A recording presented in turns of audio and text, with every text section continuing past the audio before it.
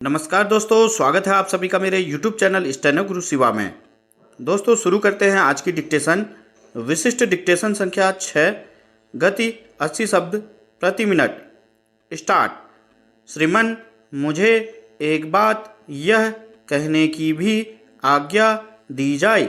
मैं भारत की राजधानी की बात कहता हूँ। बम्बई, कलकत्ता और मद्रास की बात नहीं कहता हूँ। ऐसे समाचार पत्र भी इस दिल्ली राजधानी में हैं जो सरकार के कृपा पात्र हैं और सरकार की कृपा का वे दुरुपयोग कर रहे हैं। मैं चाहूँगा मंत्री महोदय बाजार में जाकर अपने स्रोतों से इस बात की जानकारी लें कि जितना न्यूज़ प्रिंट उनको मिलता है उसका पूरा उपयोग वे नहीं कर रहे हैं। वे अपनी संख्या ज़्यादा प्रदर्शित करते हैं और न्यूज़ प्रिंट ब्लैक में बेचते हैं और ब्लैक से दूसरे समाचार पत्र उसी न्यूज़ प्रिंट को खरीदते हैं।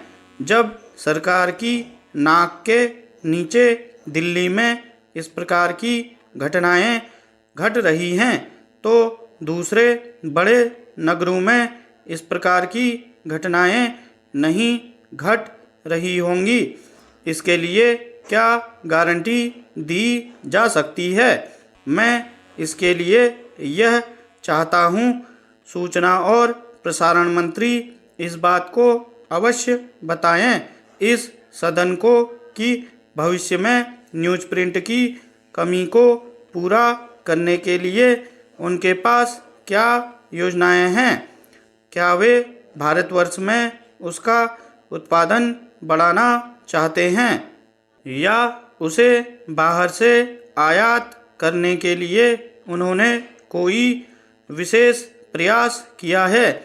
मेरी जानकारी तो यह है कि बांग्लादेश से, जैसा कि मैंने समाचार पत्रों में देखा है, भारत को आने वाला न्यूज़ प्रिंट बंदरगाहों में पड़ा है, लेकिन राज्य व्यापार निगम ने जहाज़ों की व्यवस्था नहीं की जिससे वह न्यूज़ प्रिंट यहाँ आ सके और समाचार पत्रों को दिया जा सके।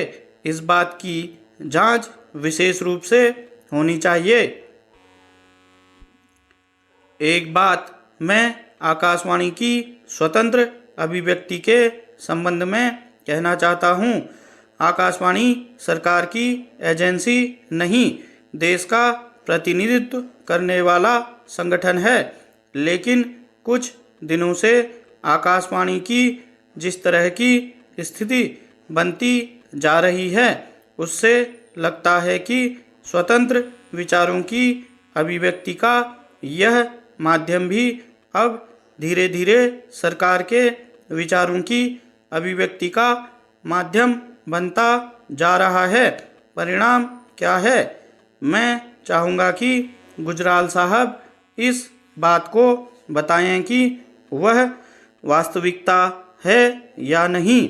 सरकार पहले तो अपने विभागीय अधिकारियों को रिपोर्ट लेने के लिए या पता लगाने के लिए भेजती है या उनसे सर्वे कराती है और जब उसमें कुछ वास्तविकता होती है और किसी ढंग से वह प्रसारित हो जाती है तो उन अधिकारियों को दंडित किया जाता है।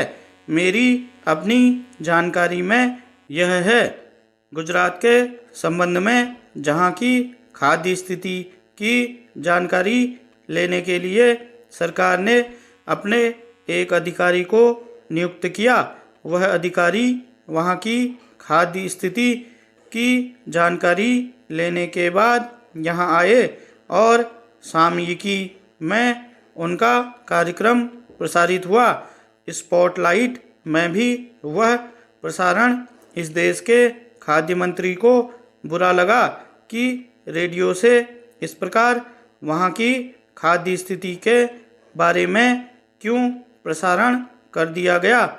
मेरी जानकारी में कैबिनेट की पॉलिटिकल समिति में भी वह बात गई और वह अधिकारी आकाशवाणी में नहीं रह सका और उसे हटा दिया गया। स्टॉप।